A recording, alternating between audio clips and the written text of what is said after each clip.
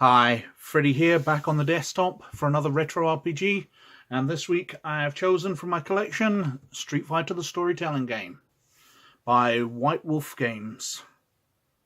The way this ended up in my collection is slightly odd, because back when this came out, me and my friends were massive Street Fighter 2 fans. We all had Super Nintendos, and as well as getting together for our weekly game, we would get together more often to challenge each other at Street Fighter 2. I was not the best at it. I could hold my own in the original World Warriors, but as soon as Street Fighter 2 Turbo came out and Super Street Fighter 2, I was not good. I would get my ass handed to me. I'm not great at Twitch games. But anyway, we heard about this game coming out, and we went down to our local game store and tried to place an order, and were told Street Fighter is not being sold in Britain. You will not be able to get it. Well, within 6 months, I had a trip to America planned.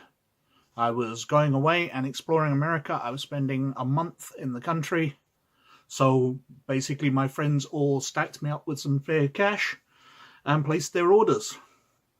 So while I was wandering around America, I went into various game stores and bought them out of the Street Fighter 2 or Street Fighter Storytelling Game. And these were the copies that came back. I kept the slightly damaged one because I'm a nice guy, really. Now, as I said, this is by White Wolf Game Studios. And it's very out of character for them, because they published Werewolf the Apocalypse, Vampire the Masquerade, Mage the Ascension, all games where basically everybody's characters are doomed. You've got curses and you're terrible monsters and all that, and you are going to die in a horrible, doomed fashion. There's no way for you to succeed. However, Street Fighter's not like that. It's a fun game of punching people in the face. So this seemed very out of character for them. Looking into it, they decided to run this game because while they were writing their various dark games, they would go out at lunchtimes for breaks and they would play Street Fighter. So they looked to see if the license was available and they got it. Now, it uses the same system as the other White Wolf games. I'll show you a character sheet. You have attribute pips, and you have abilities, and they add together. So, for Streetwise, you could be trying perception to see if someone's following you. Your perception Streetwise might see if you've got a tail. But to speak to somebody and find out what the word on the street Johnny is, it might be wits plus Streetwise.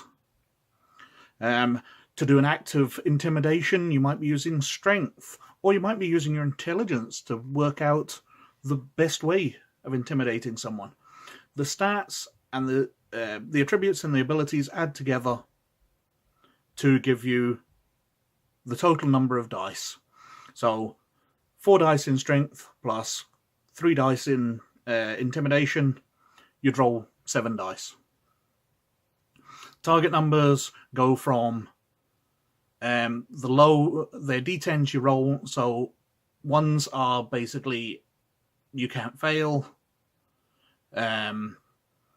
Midpoint, a 50-50 chance, very hard actions at 10s. In fact, you would never roll a 1. I don't know why I said that. It'd be 2s or 3s would be very easy actions. You also get, in this game, your techniques. So, punching somebody quickly might be dex plus punch. Hitting them hard would be punch plus strength.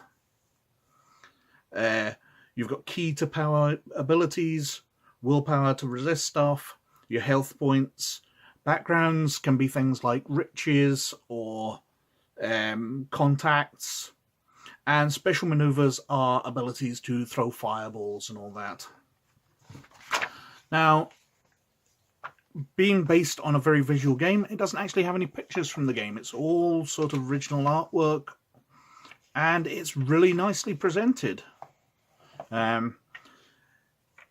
We go through the abilities. Lots of pictures of the World Warriors and Here we go, the World Warriors themselves. So it tells you their fighting style and details it if you want to copy that. The character's background, and then gives you the character sheets. Going through each of them.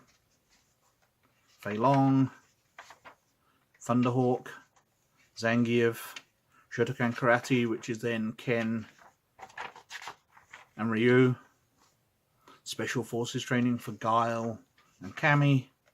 Sumo Wrestling for Eddie Honda. Western Kickboxing for DJ. Wushu for Chun-Li. You've got special maneuvers. Dim Mak, where you can channel your ki into people to do extra damage. Dragon punches. Headbutts. 100-hand slaps. And you can make up your own character based on all of these. I remember while I was still in America, I made up a character which was a sort of Ratman fighter who would vomit up poisoned, not poisoned, acidic bile on people. A very agile character. But that's it. There's not a lot to the main game. It's a fighting game. But while I was in America, I picked up the GM screen, which comes with an adventure, and I seem to have lost the GM screen. The Perfect Warrior, which is an adventure. A madman grows in power, seeking to restore the glory that was once Egypt. Nothing, not even M. Bison, will stand in his way once he learns the secrets of the majestic crow Kung Fu. An Egyptian learning Kung Fu seems a little odd.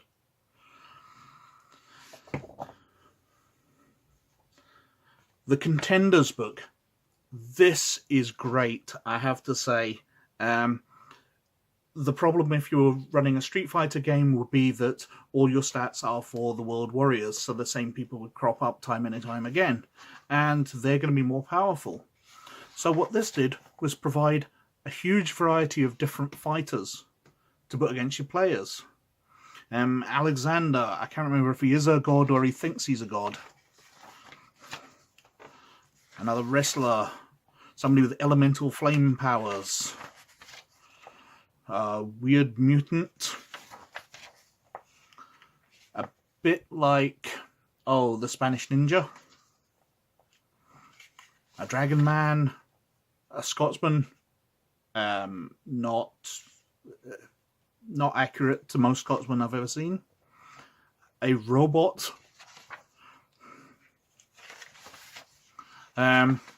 But it's all very nice stuff. All these characters, they come with lovely detailed backgrounds. You've got the stats, cyborg lady, and to go against teams, if we skip a bit further, three-handed slap. I've already skipped into the section. I should have noticed the edge of the page indicated that. We go into teams. So these three fight together as a team, all cyborgs. We've got teams, the Unspeakables, who are weird mutant monsters.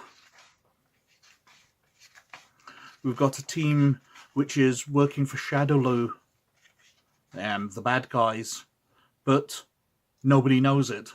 So we've got this one who's a Spanish ninja who's had a brain transplant with a girl because he betrayed Shadowloo.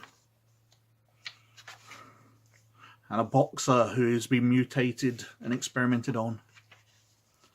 But I was very, very impressed with that book, fleshing things out. Player's Guide, which is just more of the same. A few extra characters.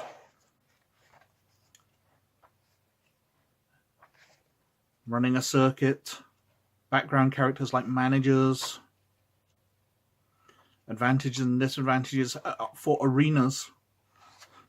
So you can have terrain difficulties and things like that. Again, more moves. Oh, something I never pointed out that I just realised I'm flicking through this. Each book comes with little cardboard cutouts.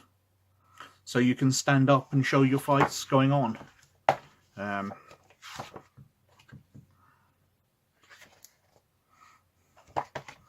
I believe the main rule book has them as well.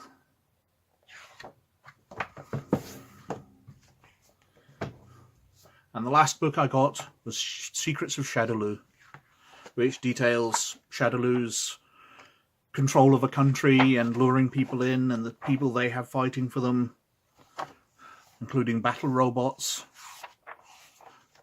maps to play out your battles on. Now, it's totally different from everything else that White Wolf did, but I think it's a worthy book. Obviously, they lost the license a long time ago, so it has been out of print for a very long time. But I'm really glad I picked it up. It's something I've never played. It's very much an oddity. But thumbs up from me. That way, that way, that way, thumbs up. Thanks for watching, and I'll catch you later. Bye.